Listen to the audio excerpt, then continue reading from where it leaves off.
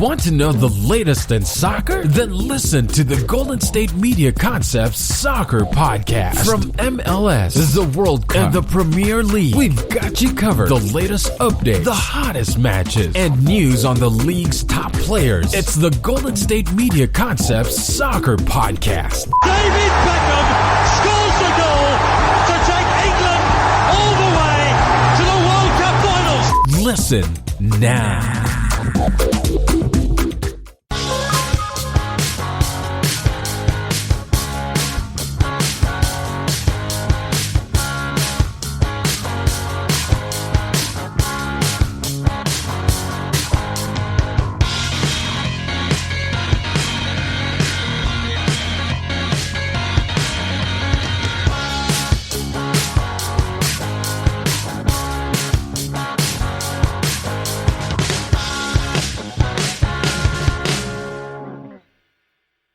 Thank you for tuning into the GSMC Soccer Podcast, brought to you by the GSMC Podcast Network. I'm your host, Steven Melendez, and I'm going to be bringing you the latest and greatest in soccer news from around the world. Welcome back, everyone, to your favorite soccer podcast. We've got more soccer to talk about, as always. It never stops, it never settles, and we're going to be talking about so much today. We got some cups happening at the moment. Obviously, we still got them domestic leagues happening, and I'm going to be continuing my top 10 current players in each country series today. So let's just get right into what we're going to be talking about in today's show, starting with the Carabao Cup Semi-Finals. We just had those kick off and finish up. We know who's going to be in the final. We got Manchester City versus Tottenham Hotspurs, and I'm going to be talking about that final, kind of quickly, because I'll talk about it more as we get closer to that match. But we're going to talk about those semifinal matches. Then we're going to get into the final. In the second part of the show, we're going to be just doing a quick little preview of the Premier League, just talking about what each what the matchups are going to be happening coming up this week. And then in the third part of the show, we're going to be doing kind of the same thing, but also recapping some of the top matchups that we had this past weekend, pretty much this entire week. And just enjoying those games. And then lastly, we're going to be talking about the top 10 current Italy players right now. So let's just get started, starting with the Carabao Cup recap and finals preview, as we had some very, very interesting games with Tottenham Hotspurs taking on Brentford. Obviously, that's, wasn't the craziest one. We all kind of expected Tottenham to take this game, and though they did dominate, it wasn't in the kind of fashion we were expecting. They did end up winning 2-0, but it wasn't all easy as a lot of people expected. And then of course we had the Manchester Derby in the semifinal with United taking on City, and we had City coming out on top 2-0. Kind of makes me wonder if maybe I was right putting Manchester United over Man City in my recent top 10 Premier League teams. So we're going to talk about those two games. Let's first start with that Tottenham versus Brentford game. This was actually the first major semifinal in the history of Brentford. So huge accomplishment for them. And on top of that, they took out 4 Premier League sides on the way to this semifinal. So even with this loss, Brentford needs to hold their head up. They almost made it into the Premier League last season, just losing to Fulham in the playoff final. So with this, they can definitely take this momentum into their season and try to make it into the Premier League next season, because they certainly have the talent. They didn't just back down to Tottenham. They had 45% possession. So it wasn't like they were completely dominated, and they had one less shot than Tottenham. So they were certainly sticking with them, even though it surely felt like Tottenham had most of the momentum. I mean, they are the much better side, so you were kind of expecting that throughout this entire game. And for Tottenham, this going into the final now, this is potentially a first major trophy for Tottenham in 13 seasons. That's incredible. I'm sure Tottenham fans are just waiting, just cannot wait for this final to happen. And against Man City, I mean, it's 2 of the top teams in the league right now. But talking about this game, it kind of felt all Tottenham early on. They had more possession. They were really giving it to Brentford in terms of the pressuring and taking the ball back. And they got rewarded early on with a 13th minute goal from Sissoko. And I mean, it was perfectly set up by Sergio Reguilon, who like an amazing cross that nobody could have touched except for Sissoko. The only thing is that Brentford did not mark Sissoko whatsoever inside that box.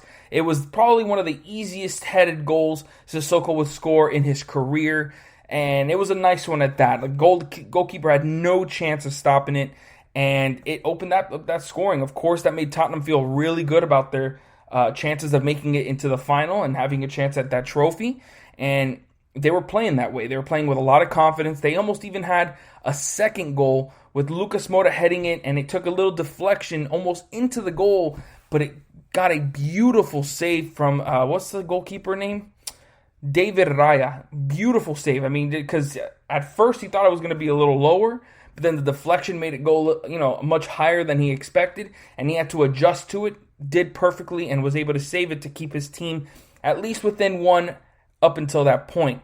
Nothing much happened in that first half after that. I mean, both teams had a couple chances, nothing, of note. But all in all, Tottenham still dominated that possession, primarily in that first half. In the second half, Brentford looked to have an equalizer. It wasn't that early on in the second half. It was a little already, some time had gone by. But still, I mean, they had a beautiful chance, and they actually scored the goal. However, the goal scorer, Tony, was just slightly offside. It's such a heartbreaking call for them, as they were, pretty much getting not dominated, but they just didn't have any of the momentum. So to be able to get one of those goals would certainly, liven up the team and give them, chances to actually get back into this game. And it didn't work out. The VAR checked it, and he was slightly offside. Like it was maybe by like a finger. Honestly, because I can't stand VAR sometimes. If this was back in the day, that would have been a goal because it was so close, and Brentford would be tied 1-1, and it would have been a much more interesting game with Tottenham, then feeling the pressure. But even with that, close call for Tottenham, they still played the way they have for most of this season. I wouldn't say all season because we already know what's going on in the Premier League for them. But it just kind of feels like they were still playing very fluid. They knew what they wanted to do, and they were executing their game plan very well. I cannot say enough about Dembele, the way he's been able to play this season off of Song and Kane, and really be that like third guy. I said it I believe it was my last show where I talked about Song, Kane, and obviously Lloris, but I had to mention Dembele because he has been absolutely incredible this season for them, and that doesn't change in this game. He was getting opportunities for them, and then actually found Song streaking up the field, with that pace that Song has on a breakaway. And at that point, everybody knew this was going to be a goal. The way Song has been playing this season, easily the best of his entire career, and he put it home, making it 2-0 for Tottenham and pretty much sealing them into the final.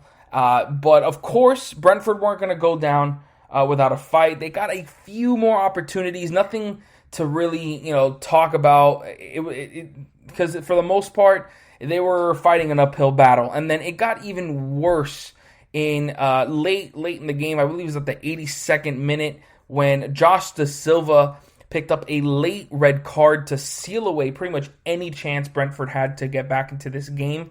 And I mean, it was bad. It looked like a really, really bad red card. At first, you kind of think that Tottenham, when it's going really quick, you think the Tottenham player, I forgot who it was that got hit, but it looked like he might have been flopping because that happens all the time.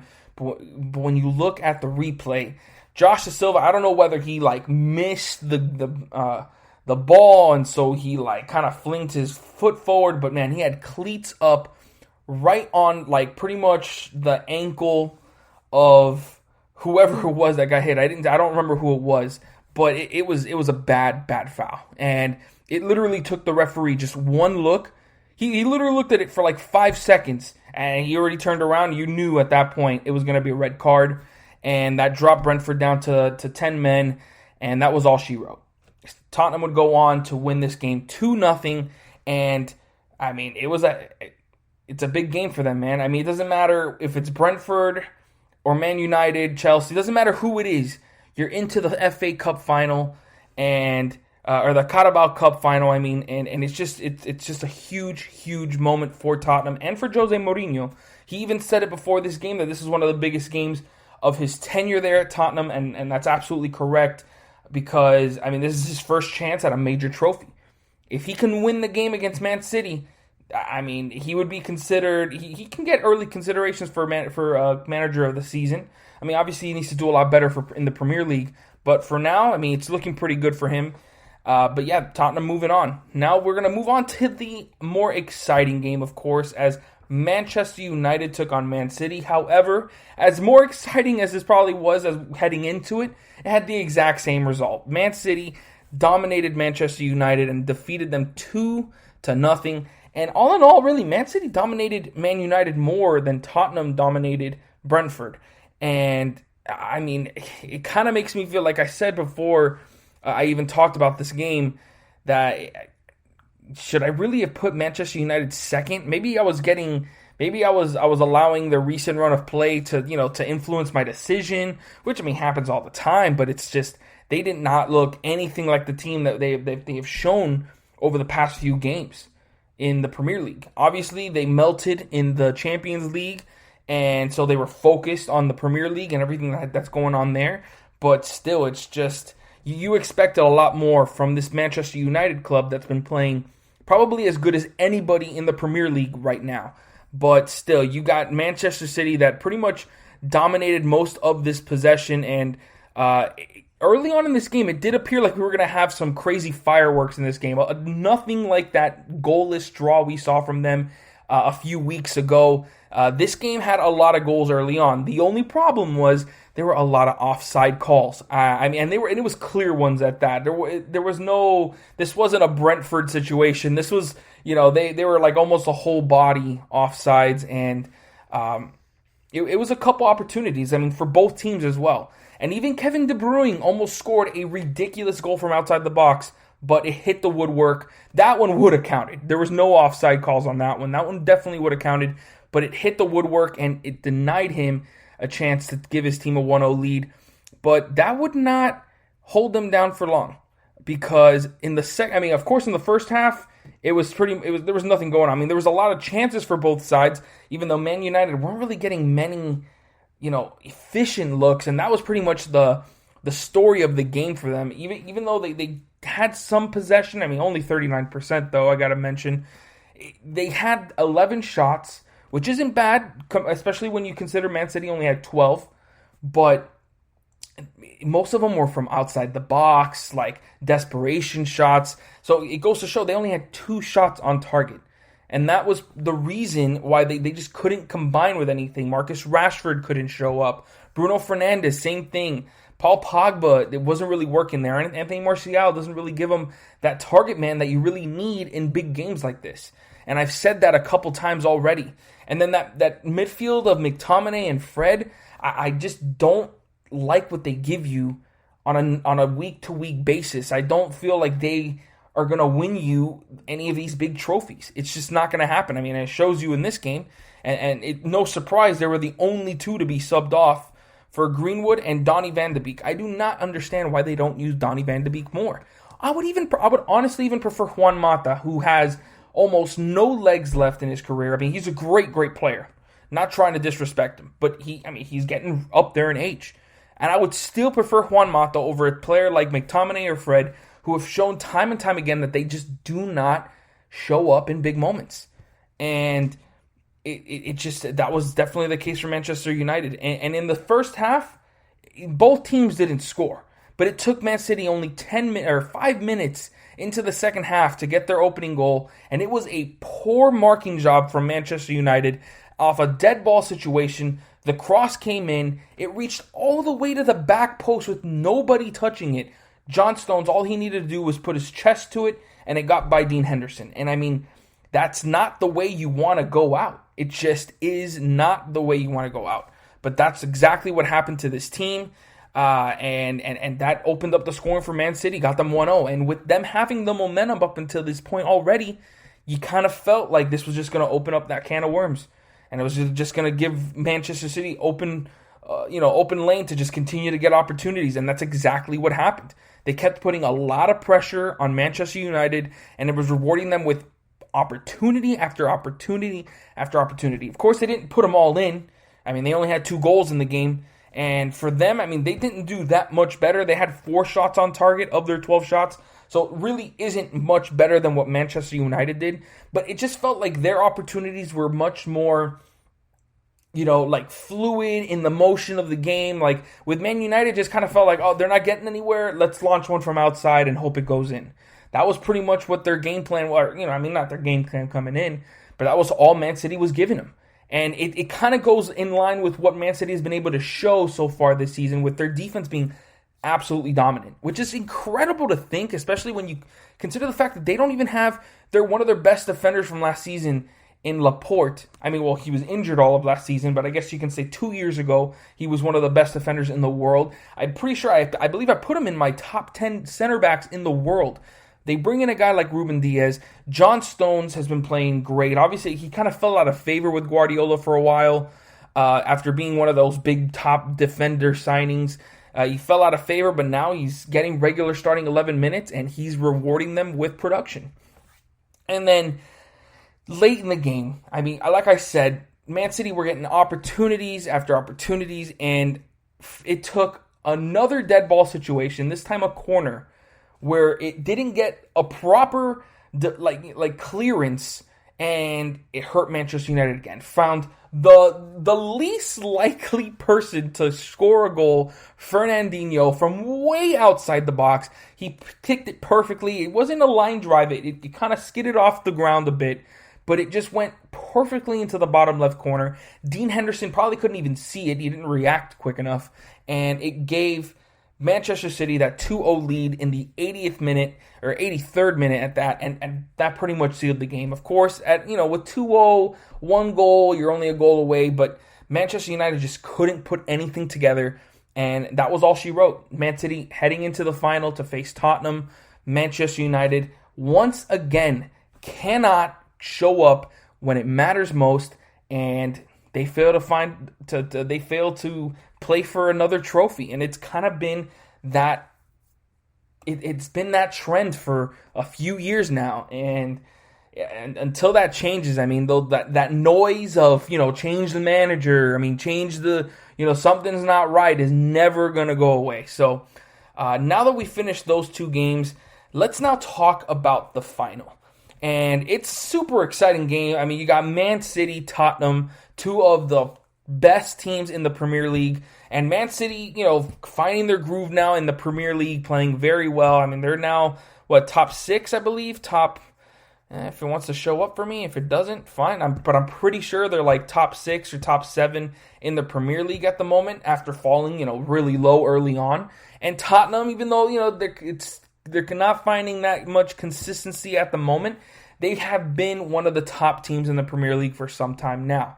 And this game is something that both these teams could probably look at as a big time boost to get them, the momentum that they need to really push for the title.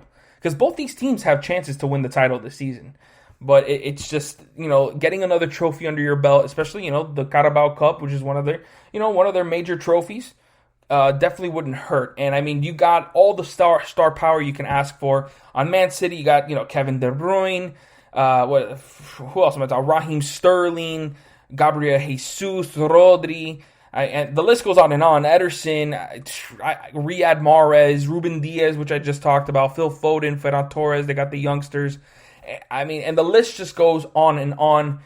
And for Tottenham, I mean, obviously it always starts with the duo of Son and Harry Kane. I mean, obviously you'd hope that Gareth Bale can be fit and can get regular minutes by the time this final comes around, because he can kind of round out that front 3. I've already spoken about Dembele, how great he's been this season for them. Sergio Reguilon's been great as well. Pierre-Emile Hojbjerg has been great as well. And then, of course, Lloris. You can't forget, the one of the best goalkeepers in the world. So this final is pretty much going to have it all for us, and I just can't wait to get into it. And I mean, when you look at the teams, obviously Manchester City has such a great defense this season. Offensively, haven't been as consistent. For Tottenham, it's pretty much the opposite. You can kind of see that any game, they can score 3+ goals with that, duo of Song and Harry Kane that are playing pretty much at the top of their careers. I mean, they have not played this well, even though Harry Kane has been considered one of the best strikers in the world for some time now. He has not been this good. He's playing better than he ever has. And obviously the same thing could be said for Song, who has been, on the rise for some time now, but he's now playing like one of the best players in the entire world. That's another level, and they both reached it. And of course, I mean, when you have two players playing at that kind of level, I don't feel like Man City has anybody on their team that is playing at that kind of level. I mean, Kevin De Bruyne is an amazing player. Like I've said time and time again, one of the best attacking midfielders in the entire world, but he can't do it alone. Raheem Sterling hasn't been the same that he has been in, past seasons. Not sure if those failures in the Champions League are starting to get to him, and I don't know. I really don't know, but he certainly has not been that same dominant player that we saw from him over the past few years. I mean, who else? It kind of just feels like they're all, like when they go to Manchester City, they all kind of just blend in together, because it is like a team game that they play offensively. Riyad Mahrez,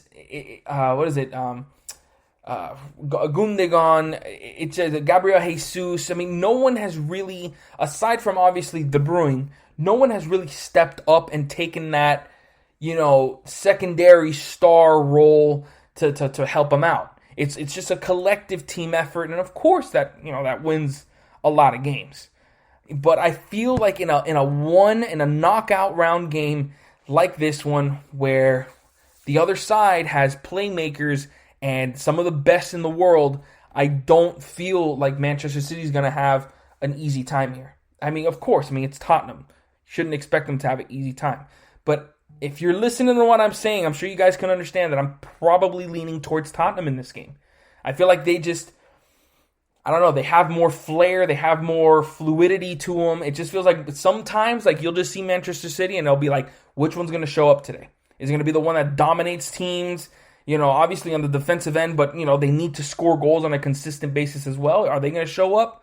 Or is it just going to be that team that kind of, can't find the right opportunities, goes 4 for 12 in a game overall? I mean, and that's kind of been a regular thing for them. So it'll be really interesting to see how that game turns out. I'll obviously give you guys a much deeper and in-depth preview when we get closer to that game.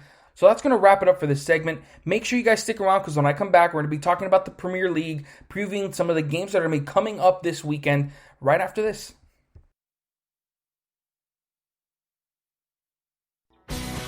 Are you looking to get your college football fix? Looking to get the latest news on your favorite school's team? The GSMC College Football Podcast is your ticket to all things college football. Join us as we talk college football, from the national championship, the college rivalries, the bowl game, to the Heisman Trophy. To which conference is the best? We've got you covered for the Big Ten, SEC, Big 12, the Pac-12, ACC, and everything in between. Download the GSMC College Football Podcast on iTunes, Stitcher, SoundCloud, Google Play, or anywhere you find podcasts. Just type GSMC in the search bar.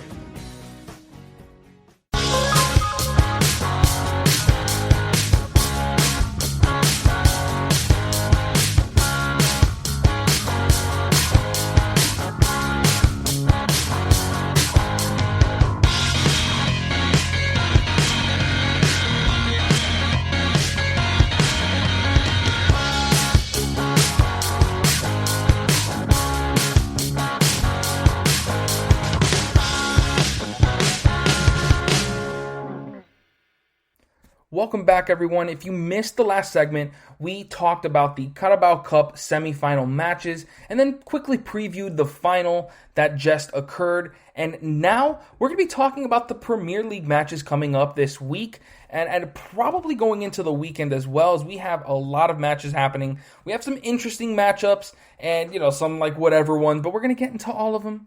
Talk about which ones I feel are going to come out on top. And then, of course, look at the table for a quick second. I know I did that in the last segment, but just, for those who maybe didn't watch it, we'll go over or didn't listen to it. We're going to talk about the standings at the end of this segment. So let's just get right into it, starting with Manchester United taking on Burnley on Tuesday.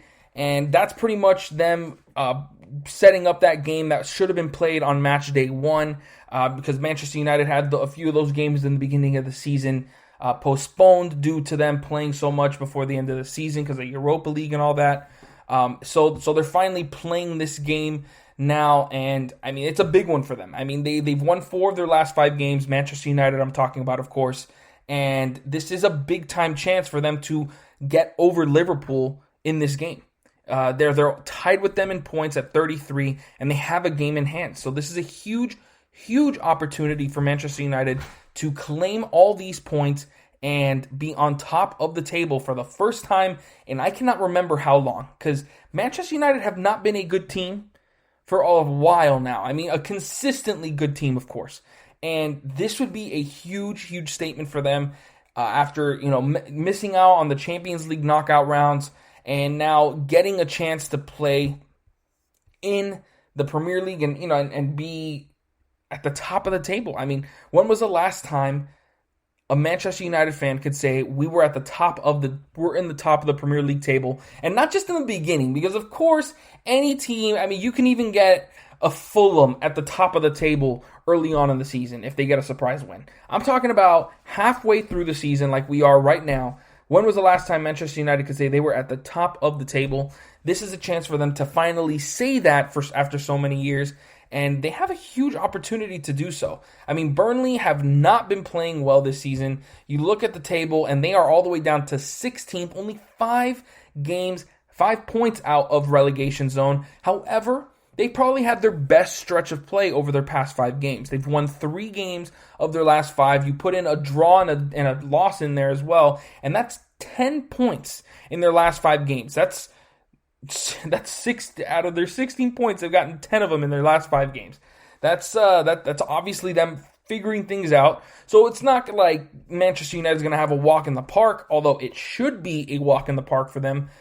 You still got to look at what Burnley's got on their team, and it's not terrible. I mean, Pope in between the sticks is pretty solid. I like Ben Mee, Tarkowski in the back line.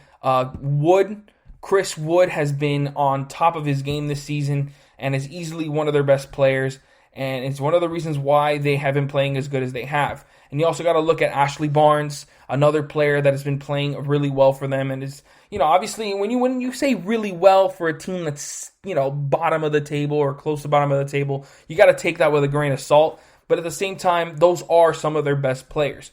Obviously, when you look at Manchester United, it's a different story. They got a bunch of players on their team. Just finished losing to Manchester City. They're going to want to come out to this game and really, give it to Burnley. Of course, they still have to take on Watford in the 3rd round of the FA Cup.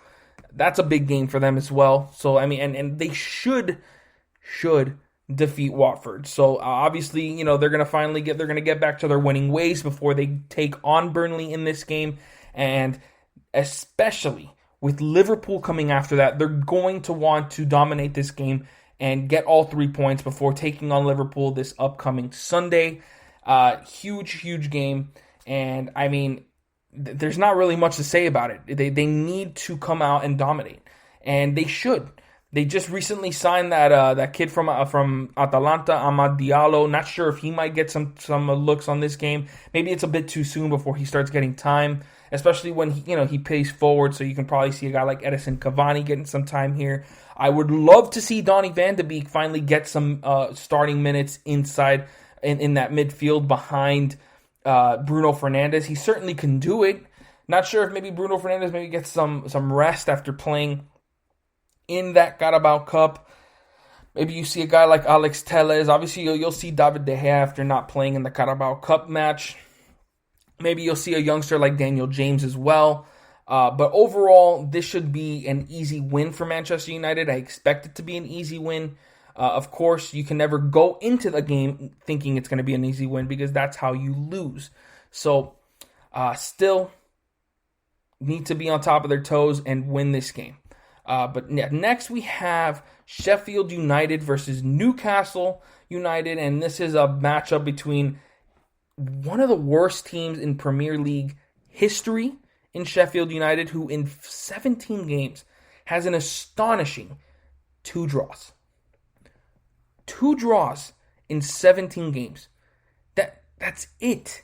They are absolutely guaranteed to be relegated this season because they are, 12 points away from 17th. 12 points. I honestly, coming in, I knew that without Dean Henderson, it was going to be tough for them to, get, a consistent winning. But I like Ryan Brewster on their team. Oliver Burke is all right. Aaron Ramsdale, the guy, the goalkeeper that replaced Dean Henderson. Obviously not the answer there. They have the Wales wonder kid, Ethan Ampadu. So, I'm not sure why they're playing as bad as they are, especially the fact that they're not getting draws. That's like one of the most concerning things there. 17 games and 15 losses.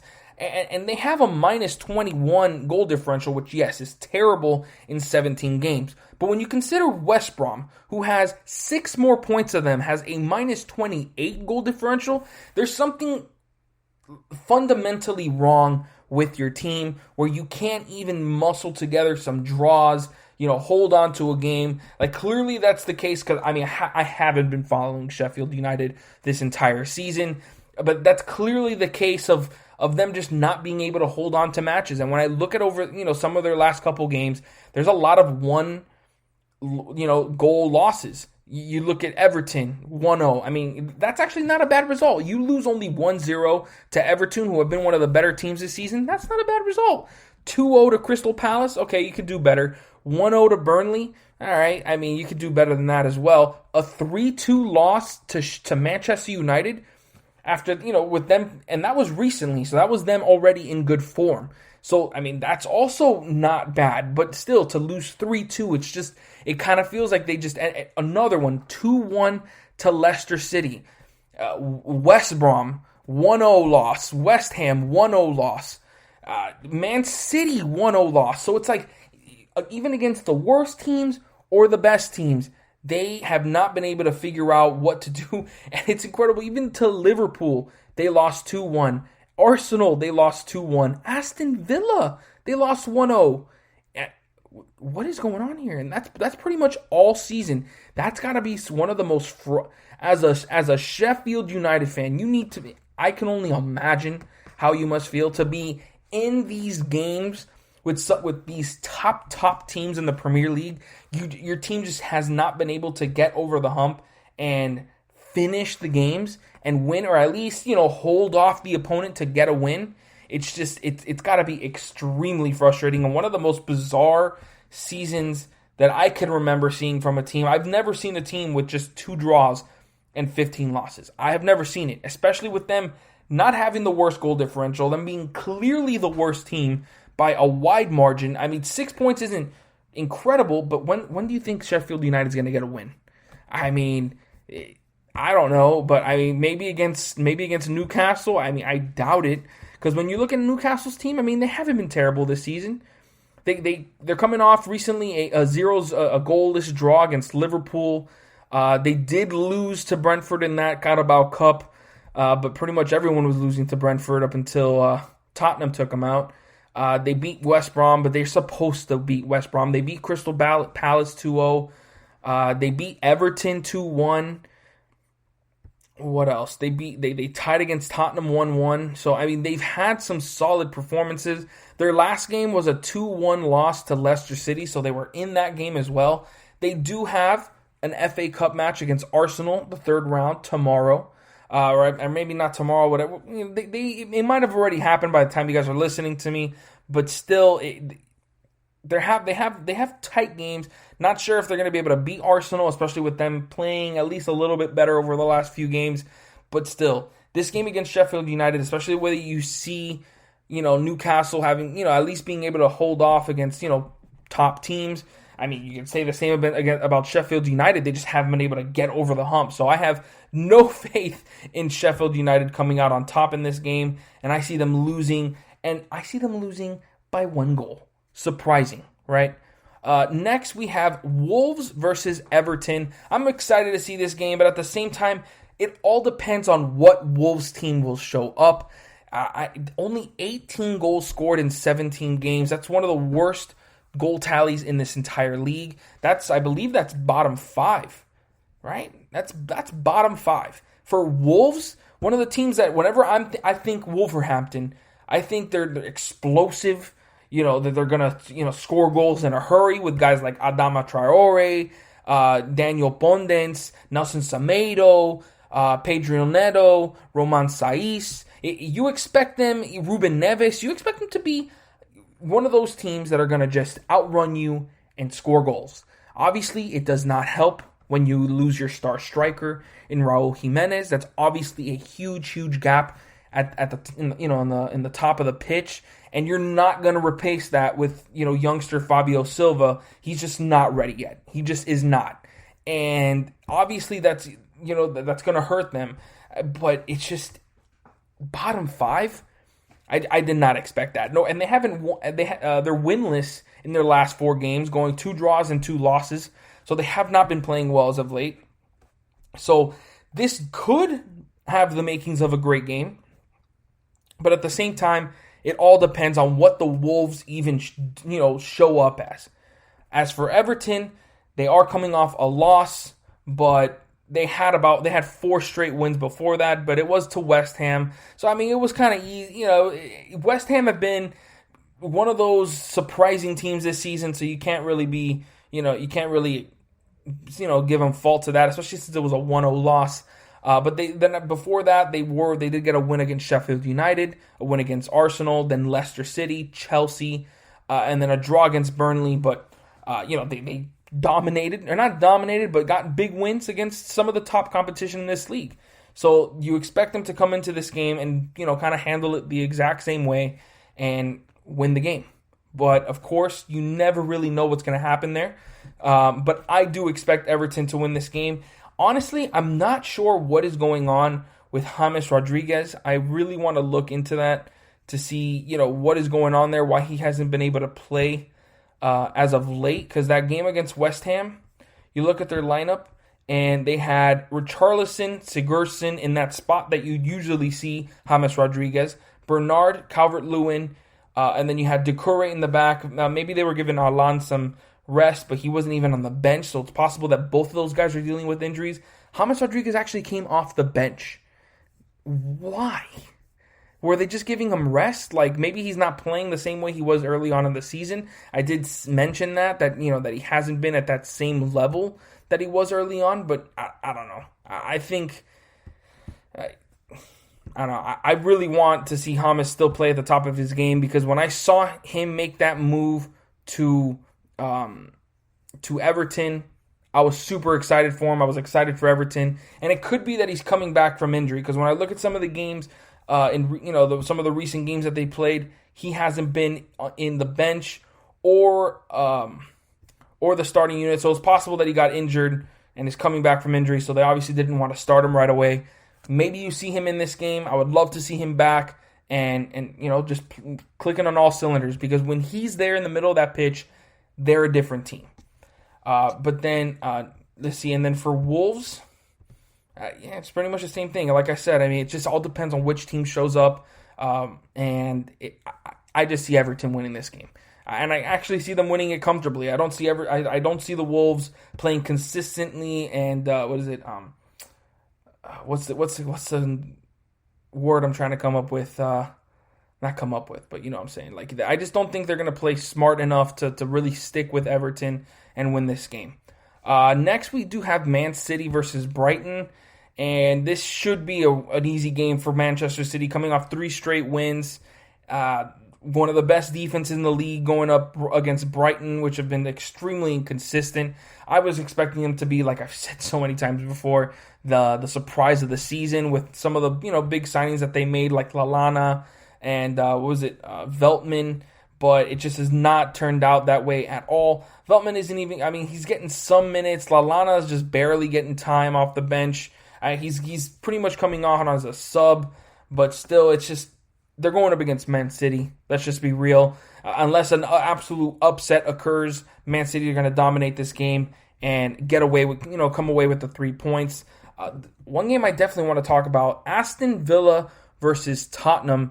Tottenham, who are, obviously we just talked about it, coming off a huge win against Brentford to go into the Carabao Cup final for a chance at a trophy, for a trophy for the first time in 13 seasons.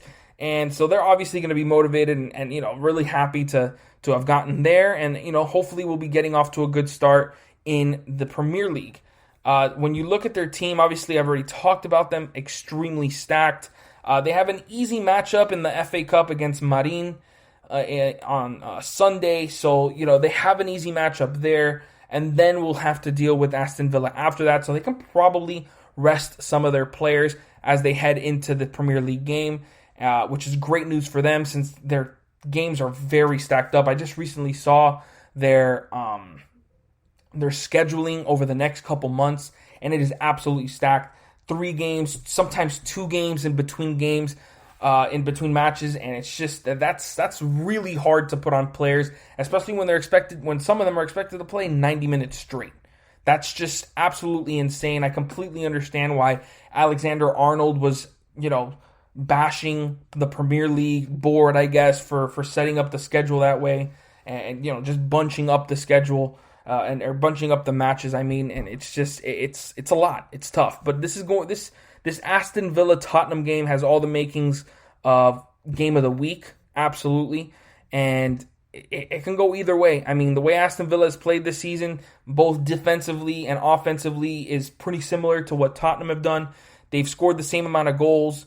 Tottenham did have allowed just 1 less goal, and Aston Villa do have a game in hand on Tottenham. So if they're able to win this game, they tie them in points. It would be even though Tottenham are coming off a win after 2 draws and 2 losses, they've kind of been faltering a little bit in the Premier League, which is why they're in 4th place at the moment. But with a win here, they get right back in the mix at the top of the table, since they have a game in hand on Leicester City and Liverpool that are above them by 3 and 4 points respectfully. So this is a big game for Tottenham as well. They do not want to lose this game to Aston Villa when they obviously, are right there to take one of the top spots, especially when in 2 games they have a big game against Liverpool. That'll pretty much be one of the deciding games for the season overall, because they already took Liverpool on once early on in the season. I remember that game, but what happened there?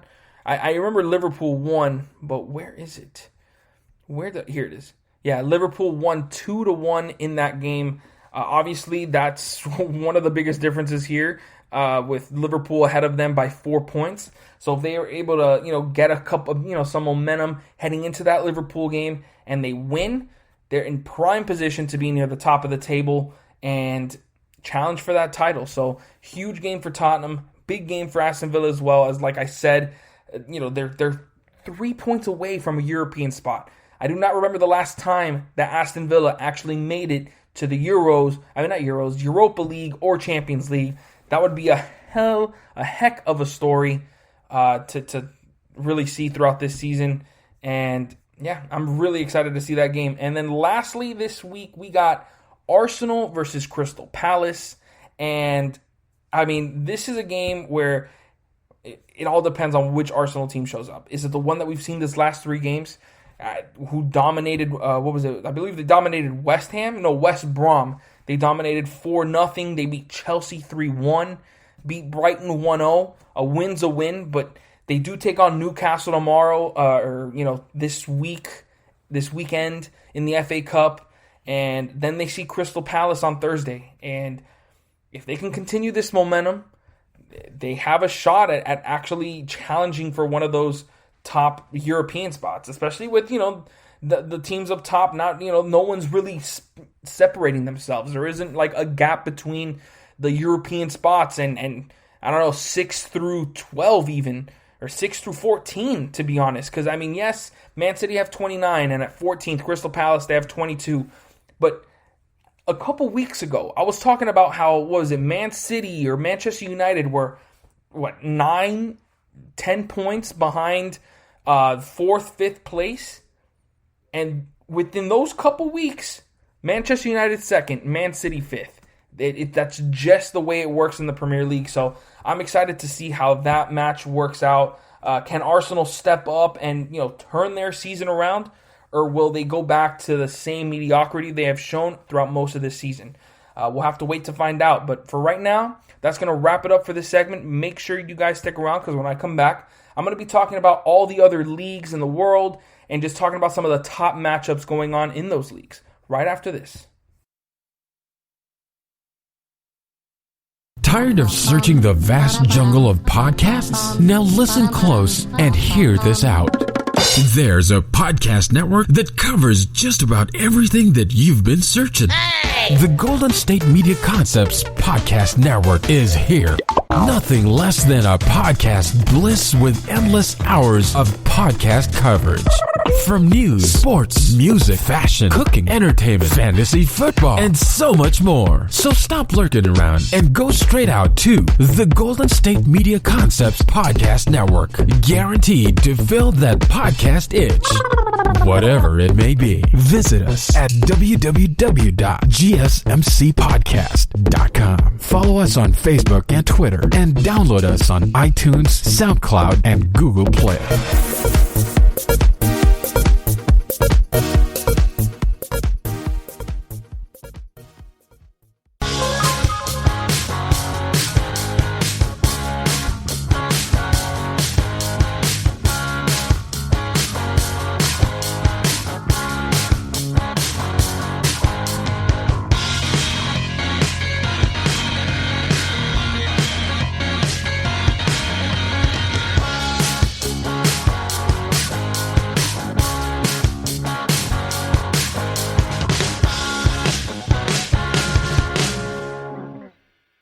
Welcome back, everyone. If you missed the last segment, we talked about the Premier League matches coming up this weekend, and now we're going to be talking about the other top 5 leagues and talking about some of the matchups that recently occurred, and maybe I'll talk about a few previews if there haven't been any games in those leagues.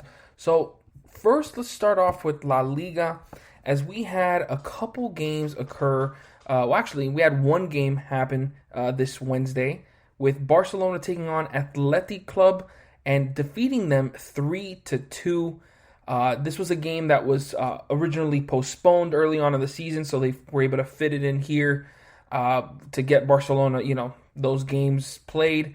And early on, it looked like Atleti Club were clicking on all cylinders. They got a goal in the 3rd minute from Inaki Williams, but Barcelona were able to get it right back with their wonder boy Pedri in the 14th minute to get the goal right back.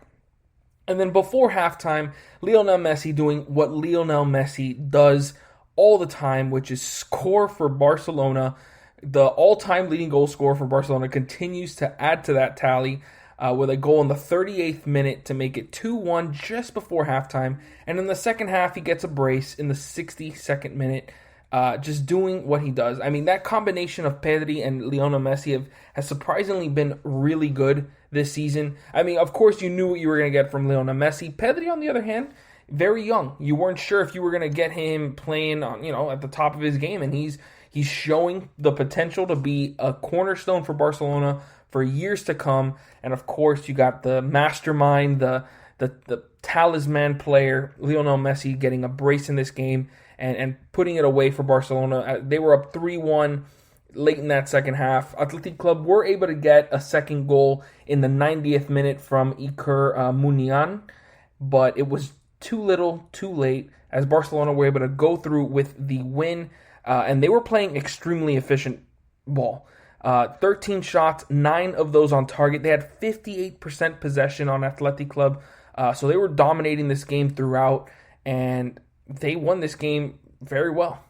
Very, very well. And it's kind of something that you got to expect from Barcelona as they claim a third away win in a row in a game that was extremely entertaining. I mean, it was back and forth. I mean, you had goals from both sides. Athletic Club briefly looked like they were causing Barca, some trouble early on in that game.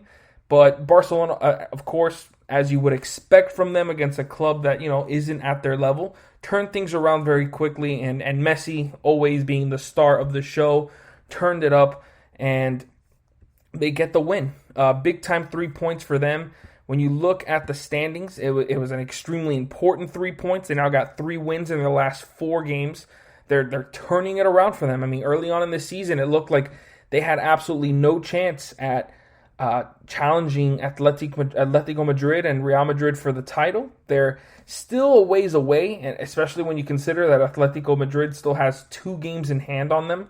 They're 7 points away from Atletico Madrid and 5 points away from Real Madrid. I always said there was no doubt in my mind that Barcelona were going to be in one of those Champions League spots. They're just too good of a club to not be.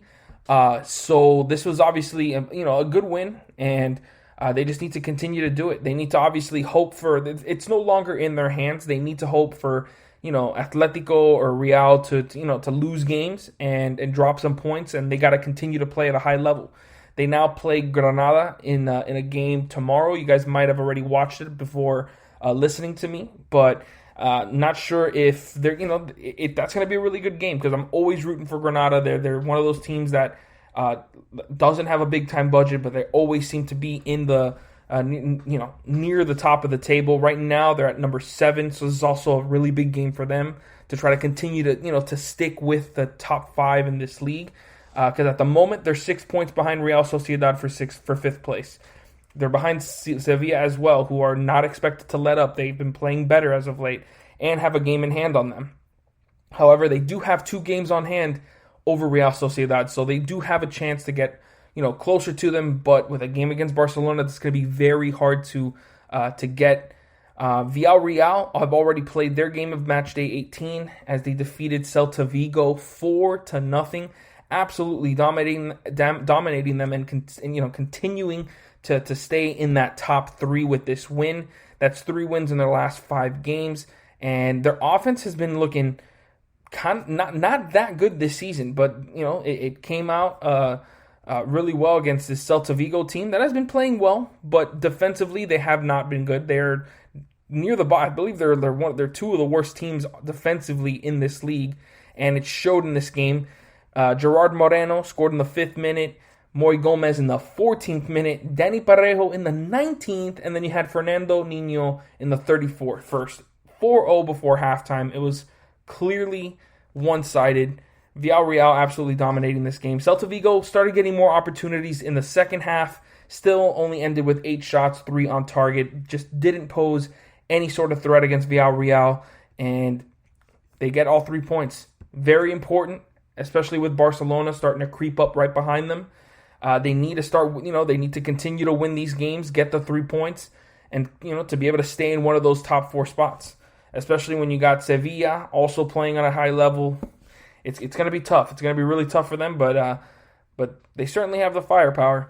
If they can just play consistent, that's the most important thing. And now, for the rest of match day 18, we have some very, very interesting matchups. We have Sevilla taking on Real Sociedad. That's going to be a very exciting matchup to watch. 5th place versus 6th place. It'd be interesting to see if Real Sociedad, after getting a draw and a win in their last 2 games, after falling pretty hard in I believe the last 4 or 5 games before that, if they can start finding that momentum they had in the beginning of the season to stay ahead of Sevilla. The only thing is that this is a very crucial game for Real Sociedad. They have 3 more games played than Sevilla and are only 3 games ahead of them, 3 points ahead of them. My apologies. If they don't get a win here, even if it's a draw, that's a poor result for Real Sociedad. They need to get all 3 points if they want any sort of chance to stay in this top 5, especially with the way they've been playing of late. I still think they have a chance to be there, but with Villarreal playing well, obviously Barcelona playing at the top of their game at the moment, and then Atletico Madrid and Real Madrid kind of trying to separate themselves with the rest of the pack.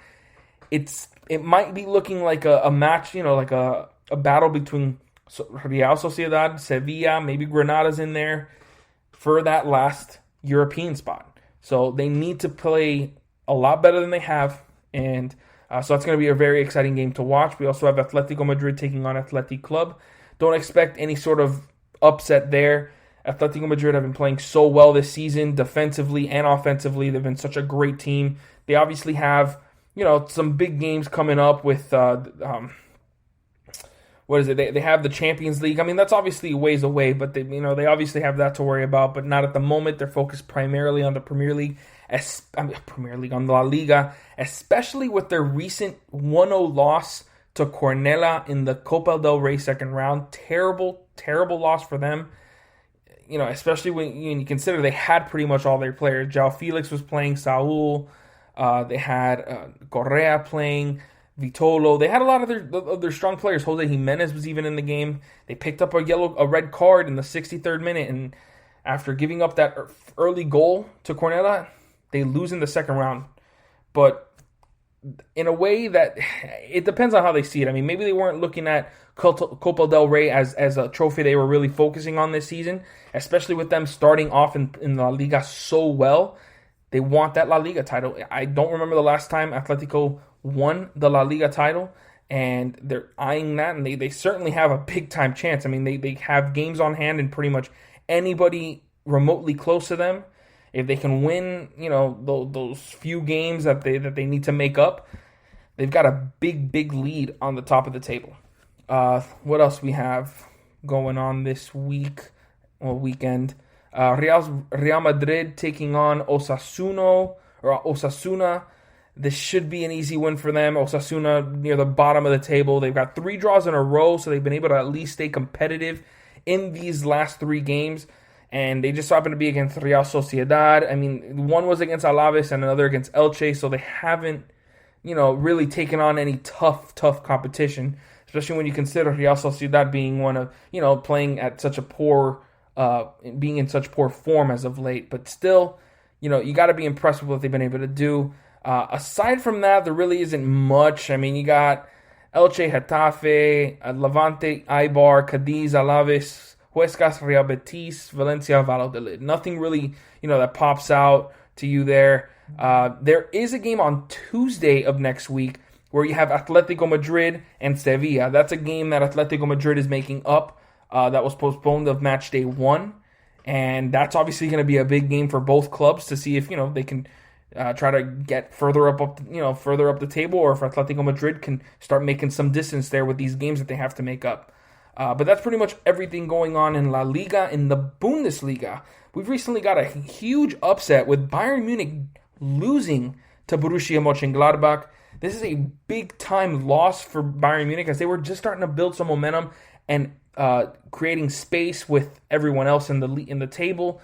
They're now just 2 points ahead of RB Leipzig, who won their last game. And if they win against Borussia Dortmund, I mean, obviously that's a huge time game that we have that might already have finished by the time you guys listen to me. That is a huge game. If RB Leipzig can come out with a win there, they would be at the top of the table with Bayern Munich dropping points this week. And for Borussia Mönchengladbach, that's 2 wins in a row. They are now tied with Union Berlin and Wolfsburg at 5th, 6th, and 7th, and only 1 point behind Borussia Dortmund. So, I mean, huge game for them. Now, 2 wins in a row, and if they can continue to play the way they played and the way they showed against Bayern Munich, I mean, early on when you were watching this game, you're probably thinking, I mean, Bayern Munich are going to run away with it. Robert Lewandowski gets a penalty, Leon Goretzka scores a beautiful goal, and they're up 2-0, and you're thinking, there's kind of no way Mönchengladbach comes back from this. It's going to probably be a blowout, especially with the way Mönchengladbach has been playing throughout this season. But before halftime, they make it 2-2. And just 4 minutes into the second half, Florian Neuhaus makes up for his handball early in the game to score the game winner and give Borussia Mönchengladbach a huge 3 points. Honestly, just a huge game, a very exciting game to watch, and one that Bayern Munich might look back on and thinking this was a chance for us to really build that difference in the table and give us some leeway. But you look at the rest of the games going on this week. You got Bayer Leverkusen taking on Werder Bremen. They need to win that game, especially if they want to keep up with RB Leipzig and Bayern Munich, because after losing 2 games in a row, they've fallen in the table. They're now 5 points behind Bayern Munich. They have a chance to get within 2. Of course, whatever happens with that RB Leipzig game, it happens there. But they need to try to win those games. And obviously, like I said, with Borussia Dortmund, just as big of a game as it is for RB Leipzig, it's just as big a game for Dortmund. That with the way they've played this season, and obviously getting a new manager, they've got 2 wins in the last 3, but they've got 2 losses mixed in their last 5. So they've been very inconsistent. Have not been able to find any sort of like I said, consistent play throughout the season. And if they can get a win against RB Leipzig, that would be a huge boost for the rest of the season to try to, muster up some sort of comeback in the table. But then another big-time matchup we have, Union Berlin versus Wolfsburg. This is one of those, no longer match of the week potential, because that Borussia Mönchengladbach versus Bayern Munich game, that's easily match of the week. Something crazy has to happen throughout the rest of these matches to really, overcome that. But Union Berlin and Wolfsburg has potential. Number 5 against number 6. Union Berlin have been playing extremely well. Wolfsburg have been playing, very solid, playing their game, obviously being solid defense. Offensively, they, leave a lot to be desired there. Weghorst hasn't really been at the top of his game, but they do have a lot of great players throughout that lineup. And obviously Union Berlin have been also playing at the top of their game this season, maintaining a top 5 position for most of this year. So to see these 2 teams going at it, I'm extremely excited to see what comes out in this game. But other than that, I kind of don't think there's much else to really talk about. Stuttgart takes on Augsburg. It's not really too exciting, as both those teams have kind of fallen to mid-table with their play as of late. You got Schalke taking on Hoffenheim. Schalke obviously have been dead last pretty much this entire year. Hoffenheim have not been able to find any sort of consistency on offense or defense. Kind of expected them to be one of the better offensive teams, one of the better attacking teams this season. Have not shown that at all, and especially in their last 4 games, they've lost 3 of them. So this is going to be kind of an underwhelming matchup. I always love to see Freiburg play, but they play Köln, but so it's not really anything crazy. Freiburg have a chance with 4 wins in a row to continue their streak and start pushing themselves up the table. While Köln, obviously 2 losses and a draw in their last 3 games, haven't played consistent at all this season, have one of the worst attacks this year. I don't know. I expect Freiburg to win that one, but I want Freiburg to win them all, so I'm kind of biased there. But, that's pretty much all going on in the Bundesliga. Serie A. We had some very exciting games going on this week.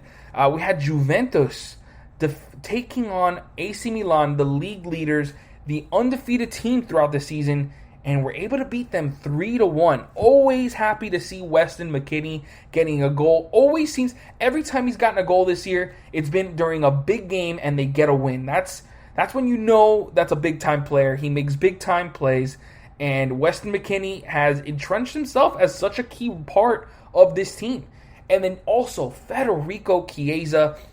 Just a little hint, you might hear his name one more time later on this show, but Federico Chiesa has really come into his own and has really just proven that the faith that Juventus had in him, bringing him in from Fiorentina and making him such a big part of their club.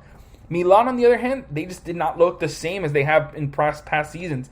They did have 20, throughout this season. They had 20 shots, 8 on target, which is very solid. They didn't have as much possession, but Juventus just took took advantage of the chances that they had and were able to get past AC Milan's kind of lackluster defense throughout most of this game. There were times when AC Milan's back line kind of lost their player and just couldn't really and couldn't make up the ground to stop a goal. Like Weston McKennie, he was unmarked inside the box when he was able to find that ball late in the game to really seal it for Juventus. But I mean, you really gotta, I really gotta say, give my my props to Federico Chiesa, the way he was just able to play in this game, create for himself, and his finishing is really, really strong. I mean, it's his combination of being able to dribble the ball. He's a solid passer, but then his finishing is just so clean. It's really hard to really say anything wrong about his game offensively. And then you also got to talk about Kulusevski, the way he was able to set up McKennie for that last goal. To get by a few players here and there, and then just inch that ball in Weston McKennie's direction for him to slot it into the back of the net. Very big time play for him. And just these young players that I was always wondering, can they step up? Can they really make the big plays? Are certainly doing that, and they did that in this game.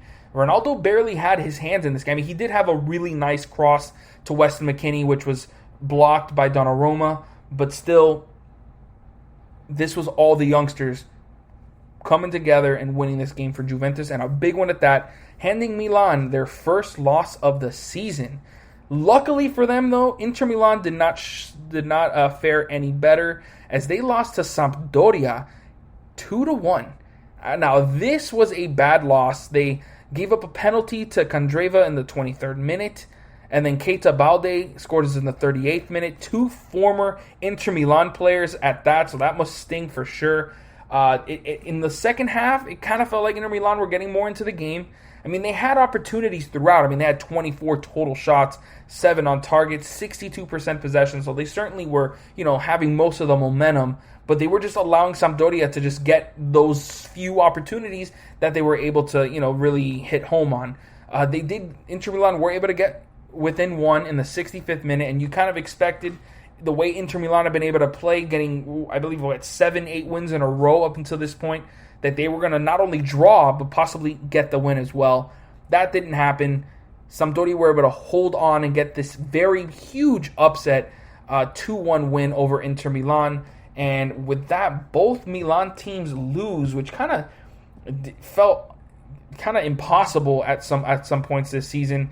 And it makes the table that much closer. I mean, they still have a bit of a gap. I mean, you still got Inter Milan and AC Milan 4 and 3 points ahead of third place, respectfully, with Roma playing extremely well. I mean, they got 4 wins in their last 3 games, including one this week against Crotone, a 3-1 win. They took care of business there. But it's just, they've been playing that dominant this season. And you got Lazio winning 2-1 against Fiorentina. You got Atalanta winning against Parma 3-0. Napoli, terrible loss for them as they lost to Spezia 2-1. I mean, this is the week they needed to win to really. And on top of that, Spezia had a red card in the 77th minute, and they scored with a man down. If that doesn't tell you much about Napoli this season, I really don't know what will. I mean, first off, you got to look at what's going on. I mean, obviously they don't have Victor Osimhen on the bench, so obviously something's wrong there. And I mean, just this whole season has been kind of up and down for Napoli. I mean, they show incredible ability one week, then the next it's just a mess. So it's been tough for them. I also got to mention Sassuolo getting back to their winning ways with a 2-1 win over Genoa. Huge game for them, as they had lost 2 of their last 3 before this game to at least stay in that top 5. And Napoli, 3 losses in their last 5 games. They have not been playing well whatsoever, and need to get it in gear if they don't want to fall any lower, because you got Atalanta, 3 wins in the last 4. They're starting to get it together, eyeing that one of those top 5 spots. And this is going to be a very, very competitive Serie A season, I can tell you that. And then with Ligue 1, I mean, there's not much going on. I mean, there was some movement on the table. You had Marseille winning 3-1. You had Lyon defeating Lens 3-2 to stay at the top of the table. You had PSG in the start of the Pochettino era drawing 1-1 against Saint Etienne. Not the result I'm sure anybody was expecting, but I mean, that happens. Monaco dominating Lorient 5-2. Lille dropping points, losing to Angers 2-1. very surprising there. That's just their second loss of the season. And at the moment, you have Lyon 3 points ahead of PSG and Lille at 39 and 36 apiece. After that, it kind of like separates with Rennes at 32, Marseille at 31. Monaco are starting to play a little better, have 2 wins in the last 3 games. But yeah, man, it's looking like this is going to be a very, very interesting end of the season in Ligue 1. But that's going to wrap it up for this segment. Make sure you guys stick around because when I come back, I'm going to be talking about the top 10 Italian players right now.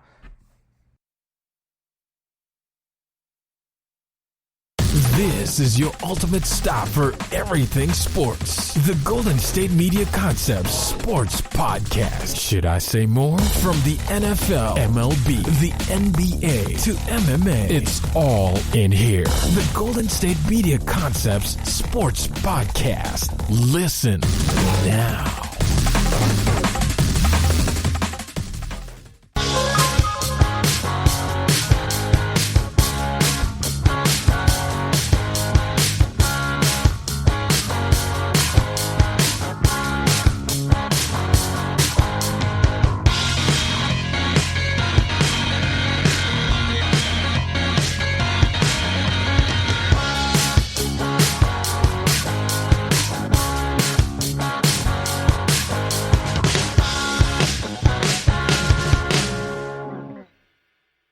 Welcome back, everyone. If you missed the last segment, we talked about the other top 5 leagues in the world and talked about a few of the matchups that are going on this weekend and some of the ones that just happened this past week.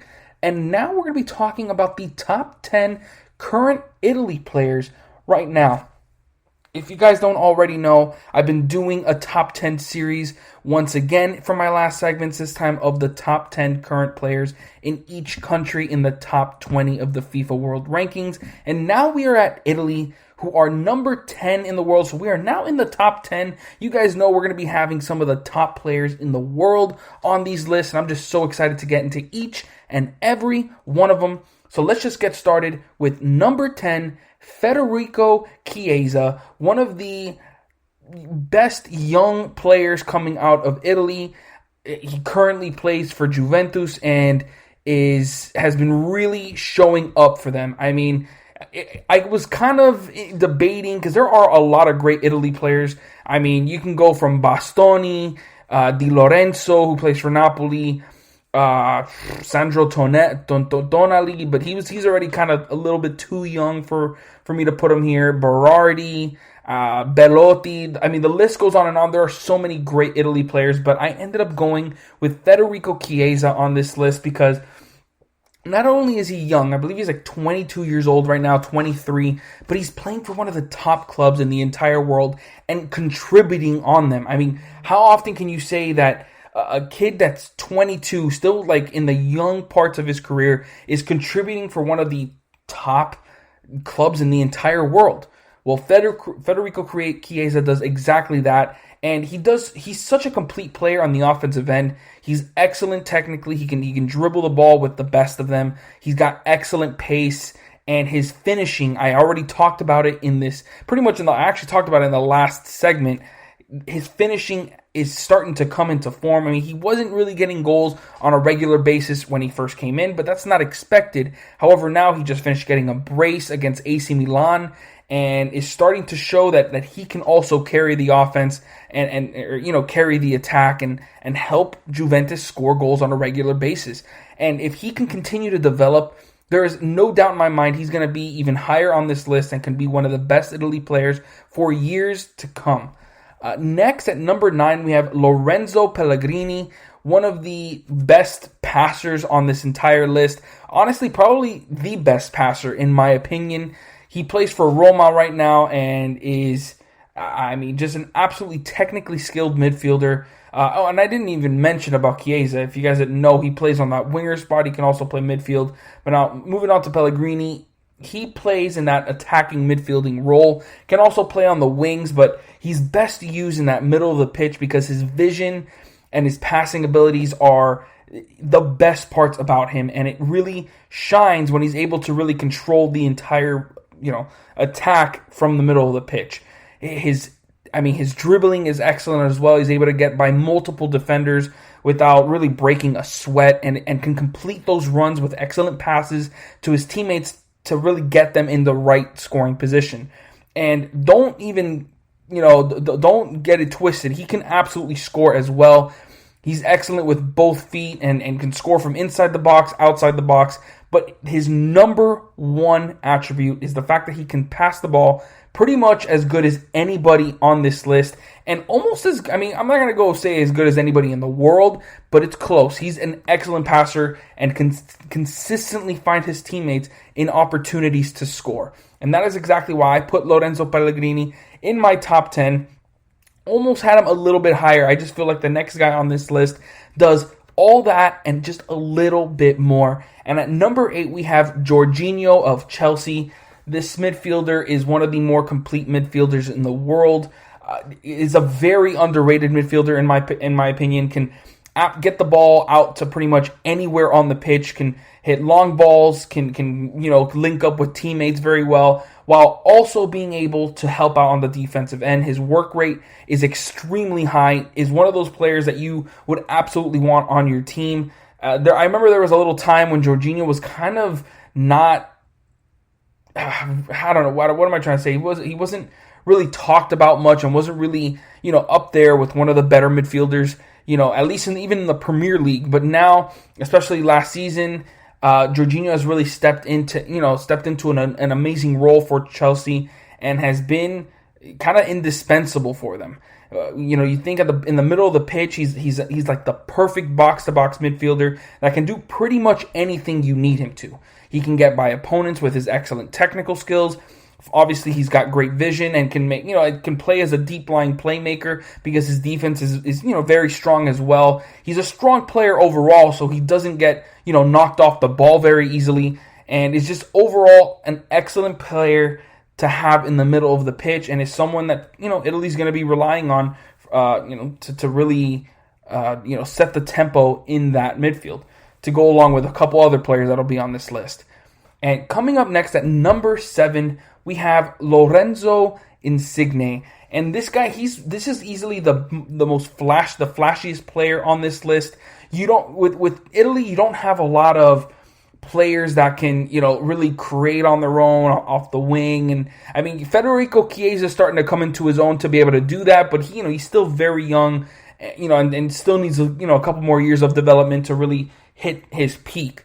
But Lorenzo Insigne has been doing it for so many years. Napoli have been, have had the pleasure of enjoying that play. He's super quick. He's should be mentioned. He's very small, so his agility is, near the top of his skill sets, and obviously his pace and his technical skills are up there as well.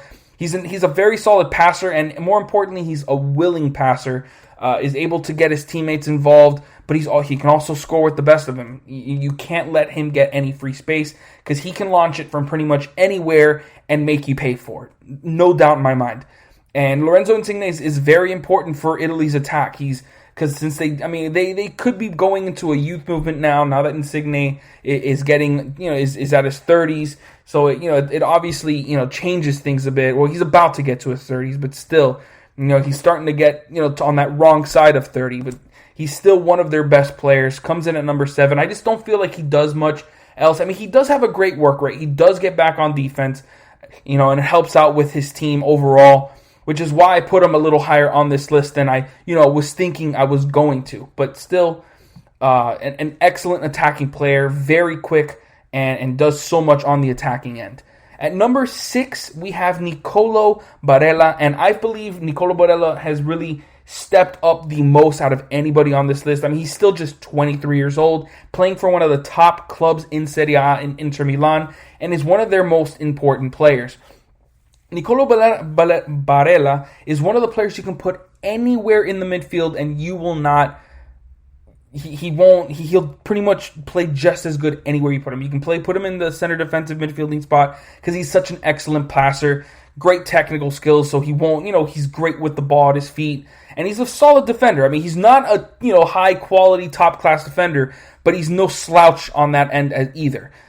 Where he normally shines, though, is on that attacking midfielding position where he's more up the pitch. He can utilize those attacking skills that excellent goal scoring ability, which is something you don't usually see from a midfielder. That is exactly what he has.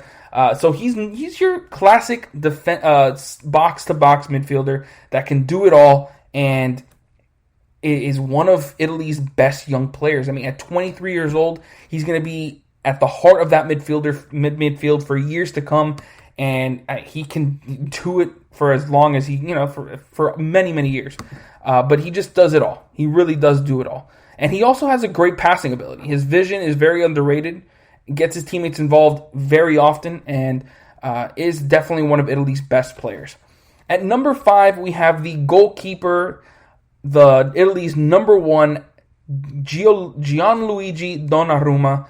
I mean, at just 21 years old, he has been a goalkeeping prodigy for so many years. I believe it was like 4 or 5 years ago when he was already considered to be one of like the, like one of the wonder kids at goalkeeping. You don't see that very often, and I mean, he is one of the top goalkeepers in the world. There was a little time when he was, not playing at that, same hype, but he has certainly, rounded into form and is still, and at just 21 years old, is already firmly in that number 1 goalkeeping spot for Italy, firmly in that number 1 goalkeeping spot for AC Milan, the top team in Serie A.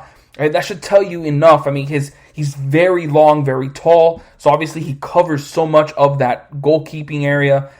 His reflexes are incredibly strong, and his positioning is good as well. He's still very young, so he can obviously work on those areas, but it's just the fact that he is 21 years old and is, in my opinion, already considered a top 5 Italy player, should put the world on notice that this kid is going to be one of the top goalkeepers in the world for years to come.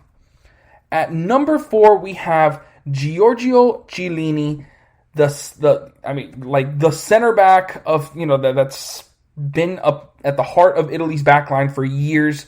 Obviously he's getting way up there in age. He's in his late 30s now, but he's still an absolute key piece to any team. Obviously he's still starting regularly for Juventus.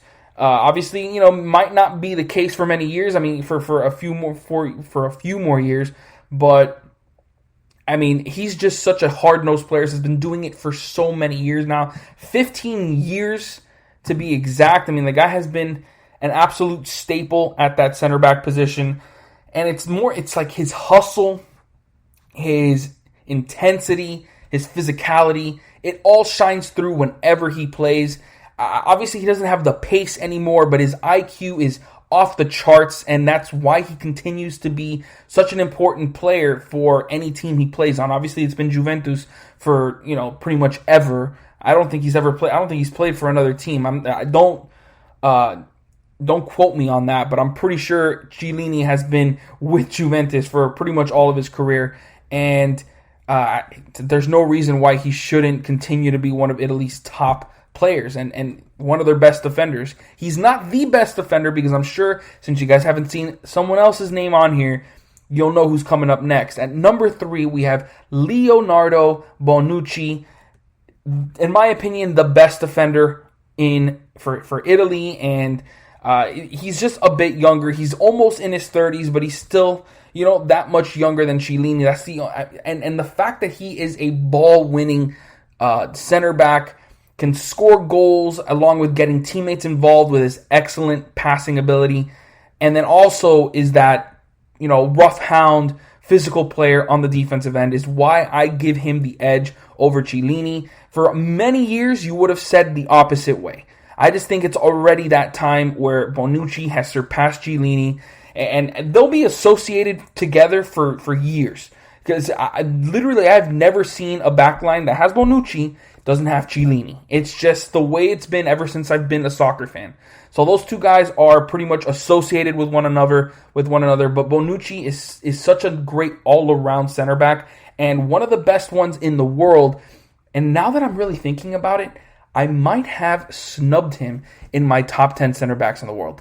Now when I'm thinking about it, when I'm finished with this episode, I'm going to go back to my list and see if I put Bonucci on that list, because in my opinion, I think he absolutely deserves to be on that list. He's one of the best center backs in the world and is the staple and heart of that backline along with Chiellini.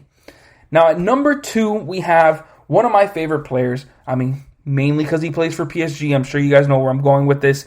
Marco Verratti, an absolute magician in the midfield.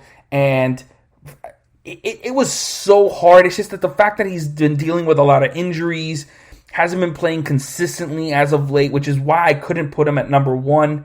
But I can easily see him being the number 1 player in Italy. Absolutely, no doubt in my mind. But for right now, Verratti is number 2 on this list. And the main reason he makes it this high on the list is because he does everything you need him to do in the midfield. His control of the ball makes me think of Andrea Pirlo. I mean, I'm not going to lie, it gives me those type of vibes. The way he's just able to know where everyone is on the field and just to be able to get by opponents with not... I mean, he definitely has athleticism. He's very small, so he has a lot of agility. But he doesn't have the pace to just, absolutely blow by guys. He uses his incredible technical skills and his IQ to be able to know where the defenders are coming from and to get by them with the least amount of effort. It's incredible. I mean, it literally gives me vibes of Pirlo.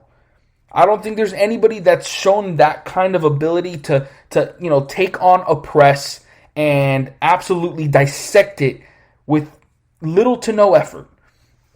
When you add the fact that Marco Verratti tries like an animal on defense, a little too much in my opinion. He does pick up a lot of yellow cards. It's a little annoying, but I mean, you like that aggressiveness. You want a player that cares that much to want to take someone down like that. But then also his passing ability. He's one of the best passers in the world. And there was a time there when, I mean, obviously now that he's kind of like not playing as consistently, hasn't been able to get, regular game time.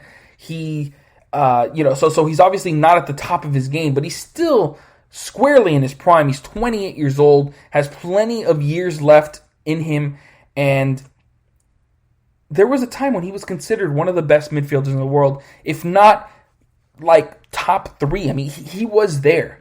I remember when he absolutely dominated Barcelona in the Champions League, and people were all hyping him up as if, as the next great Barcelona player that they were going to try to get. PSG obviously were able to hold on to him, thank goodness. I mean, it'd be great if he can just get a bit more, consistent, on the healthy side, just not pick up any injuries for a while and just play. But I mean, Marco Verratti is an absolutely complete midfielder.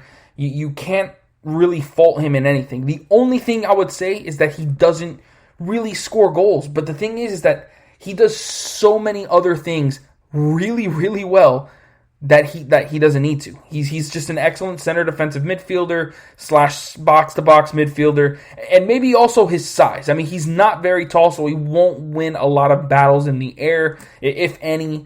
So, I mean, I guess those things, but, I mean, still, he's so great at everything else. He's just that good. But now at number 1, the best Italy player right now is Ciro Immobile, and there really should not be any doubts about that.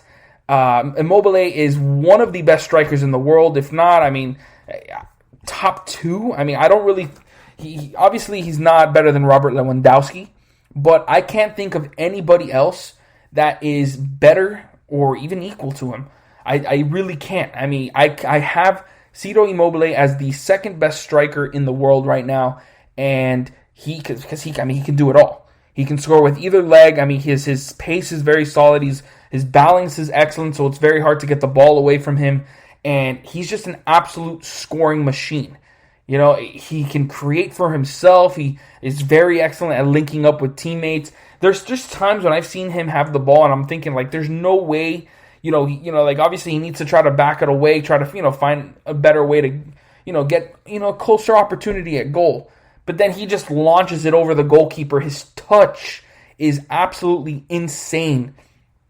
And he's just I wouldn't say by far, because I was very close to thinking, to putting Verratti at number 1. It's just, like I said, his inconsistent playing time as of late and his, his health didn't allow me to put him any higher on the list. So it's very close between Immobile and Verratti, but still Immobile being the second best striker in the world, absolutely deserves to be the number one player in Italy right now. So that's going to wrap it up for my segment, for my show, really, and hope you guys enjoyed. As always, thank you for listening to the GSMC Soccer Podcast, brought to you by the GSMC Podcast Network. I would like to ask that you please remember to subscribe to the show and write a nice review. That really helps us. Also, if you can please follow us on Facebook, Twitter, and Instagram, I would really appreciate it. Thank you and have a great night. You've been listening to the Golden State Media Concepts Soccer Podcast, part of the Golden State Media Concepts Podcast Network. You can find this show and others like it at www.gsmcpodcast.com. Download our podcast on iTunes, Stitcher, SoundCloud, and Google Play. Just type in GSMC to find all the shows from the Golden State Media Concepts Podcast Network, from movies to music, from sports to entertainment, and even weird news. You can also follow us on Twitter and on Facebook. Thank you, and we hope you have enjoyed today's program.